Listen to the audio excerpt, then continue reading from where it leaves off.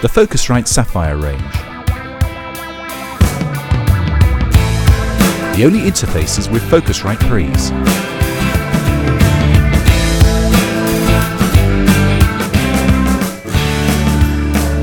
Focusrite, the interface company. It's Saturday morning. We're here at the AES show in New York, and Ben Davis, who's on the Focusrite and Novation booth, is going to show us something that looks like a partly played Scrabble game, but I believe it is something far more musical. It is indeed. This is the Launchpad, which we've announced here at the show, and it's something that we developed in very tight conjunction with Ableton Live, or with Ableton. And as you can see here, I've got 64 buttons that show me my clip information that match very nicely to the Ableton Live DAW itself. And what this does allows me to actually do some performances within Ableton Live with a nice controller. So without further ado, let's just give it a start here. So I start off my session.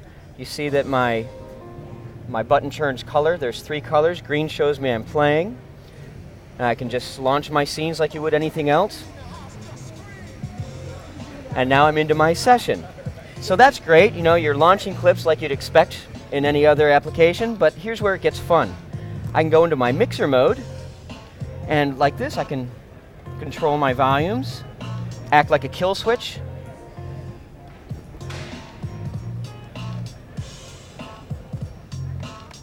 So that's fun. So that gives me actual literal faders on the buttons. I can go in here and I can do pans. And if I want to even control my send for my effects, I can go in here. Let's say I want more reverb on the drum.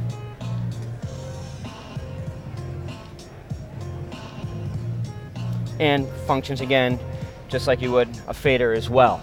So that gives us tactile control over our volume, our sends, our pans, everything you would expect, but without having to have rotary encoders and things like that.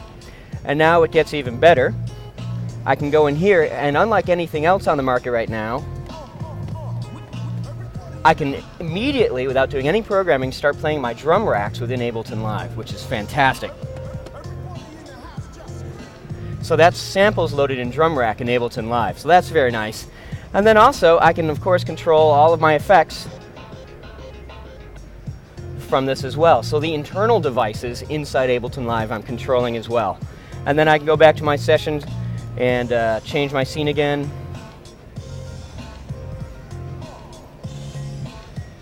And I also have the ability to go in and solo tracks, arm tracks if I want to play some MIDI on the fly, and of course, most people like it when I stop my track.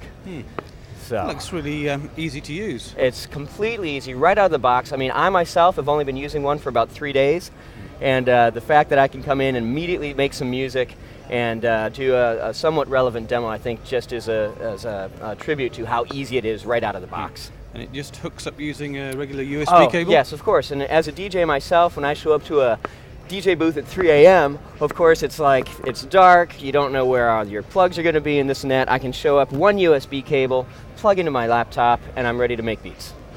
Okay, so the final question has to be when and how much? Okay, November 1st, and in the UK it's going to be $149.99, in the US $199.99. That's great, thanks Ben. Sure thing, cheers.